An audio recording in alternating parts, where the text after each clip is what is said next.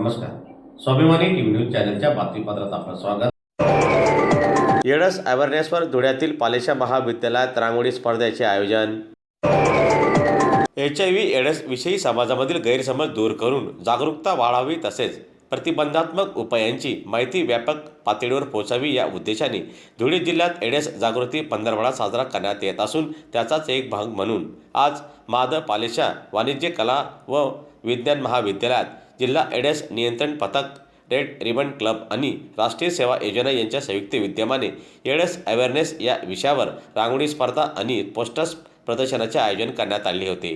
दरम्यान या स्पर्धेत NSSच्या विद्यार्थिनींनी सहभाग नोंदविला. नमस्कार, मी प्राध्यापक डॉक्टर हेमंत जोशी, धुळे एज्युकेशन सोसायटीच्या माध पालेशा वाणिज्य आणि कला व विज्ञान महाविद्यालयामध्ये आज एड्स अवेअरनेस या विषयावरती एड्स सप्ताह जो चालू आहे त्या अंतर्गत वेगवेगळ्या ॲक्टिव्हिटीज चालू आहेत. आमच्या महाविद्यालयामध्ये रेड रिबन क्लब नावाचा क्लब स्थापन केलेला असून यामध्ये एड्स अवेअरनेस संदर्भात विविध प्रकारच्या ॲक्टिव्हिटीज घेतल्या जातात. आजच्या तारखेला आमच्याकडे रांगोळी स्पर्धा आणि पोस्टर स्पर्धा चालू आहे. विद्यार्थ्यांनी रक्तदान, श्रेष्ठदान, एड्स अवेअरनेस, एड्स जनजागृती या विषयावरती रांगोळीच्या माध्यमातून आणि पोस्टरच्या माध्यमातून जनजागृती कशी करता येईल यासंबंधी प्रदर्शन केलेले आहे आणि रांगोळीच्या माध्यमातून ते लोकांना संदेश देऊ इच्छितात की एड्स हा अत्यंत गंभीर आजार आहे आणि त्यापासून आपण दूर राहायला हवे. नमस्कार, मी कीर्ती पद्माकर कापडणीस, धुळे एज्युकेशन सोसायटीचे महाद पालेशा कला व विज्ञान वाणिज्य महाविद्यालय या कॉलेजची विद्यार्थी.